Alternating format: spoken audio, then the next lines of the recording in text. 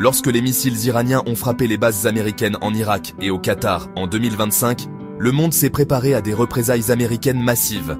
Mais au lieu du feu et de la fureur, l'administration Trump a choisi la retenue. Pourquoi? La réponse réside dans les milliards promis à des entités liées à Trump par les États du Golfe. L'Arabie Saoudite, les Émirats Arabes Unis et le Qatar, acheminés via l'immobilier, les ventes d'armes et le lobbying. Ce n'était pas seulement des affaires, c'était un investissement stratégique. Les monarchies du Golfe voulaient que les États-Unis gèrent, et non n'aggravent, les tensions régionales, protégeant ainsi leurs économies de la guerre. Le résultat, une camisole de force dorée pour la politique américaine.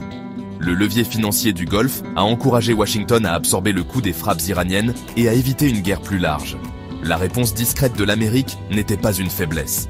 C'était une décision calculée, équilibrant les incitations financières, la stabilité régionale et les risques de conflits ouverts.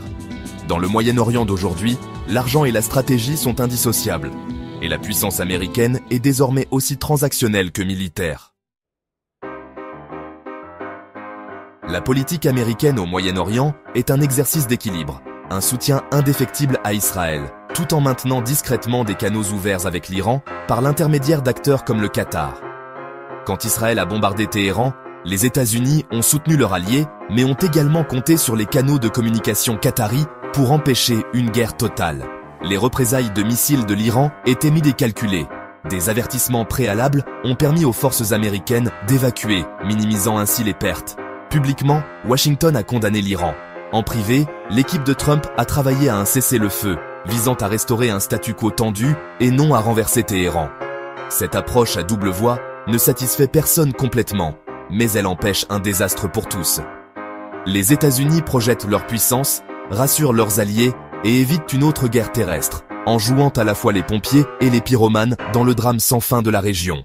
La stabilité, dans ce contexte, signifie gérer le chaos, non y mettre fin. Les frappes de missiles iraniennes en 2025 ont causé des milliards de dollars de dégâts aux bases américaines, mais des avertissements préalables ont épargné des vies américaines. Au lieu de représailles massives, les États-Unis ont lancé l'opération Marteau de minuit, une campagne secrète utilisant des drones et des cyberattaques pour paralyser les actifs militaires iraniens. Trump a également autorisé des frappes sur des sites nucléaires iraniens, contournant le Congrès et suscitant des critiques politiques au niveau national. Le coût combiné jusqu'à 10 milliards de dollars. Mais une guerre à grande échelle aurait été bien plus coûteuse en vies humaines et en argent. La réponse américaine a été précise, limitée et conçue pour rétablir la dissuasion sans déclencher un brasier régional. Dans la nouvelle ère, l'Amérique préfère payer avec des dollars et des drones, pas avec la vie de ses soldats. Les milliards d'investissements du Golfe liés au cercle de Trump n'étaient pas seulement des affaires, ils étaient un levier. Ces fonds, acheminés via l'immobilier, les ventes d'armes et le lobbying, ont créé une puissante incitation à la retenue des États-Unis. Les États du Golfe ont acheté de l'influence, s'assurant que leurs priorités façonnent la politique américaine, en particulier le désir d'éviter une guerre qui pourrait dévaster leurs économies. Ce réseau de dépendance mutuelle signifie que les intérêts économiques et politiques américains sont désormais profondément liés aux monarchies du Golfe.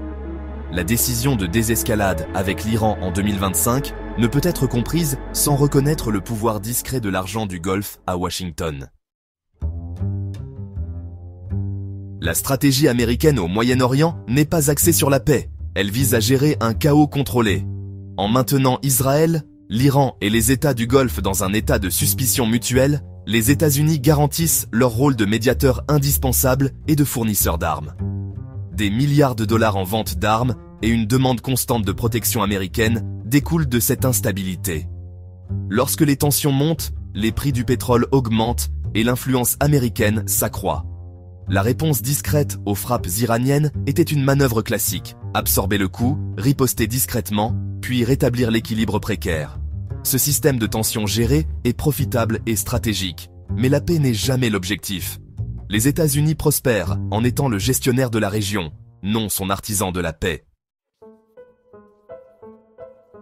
La stratégie américaine de gestion du chaos au Moyen-Orient est un pari à bout de risque. La crise de 2025 a montré à quelle vitesse les tensions contrôlées peuvent échapper à tout contrôle, avec des frappes de missiles, des bombardements et des cessez-le-feu rompus. Cette approche épuise toutes les parties et érode la confiance. Finalement, quelqu'un fera une erreur de calcul, et le désastre suivra. En jouant sur tous les tableaux, l'Amérique risque de perdre sa crédibilité auprès de tous. Une stratégie basée sur une crise perpétuelle ne peut durer éternellement. La question n'est pas de savoir si elle échouera, mais quand. Lorsque ce jour viendra, le chaos que l'Amérique a géré pourrait bien consommer ses propres intérêts également.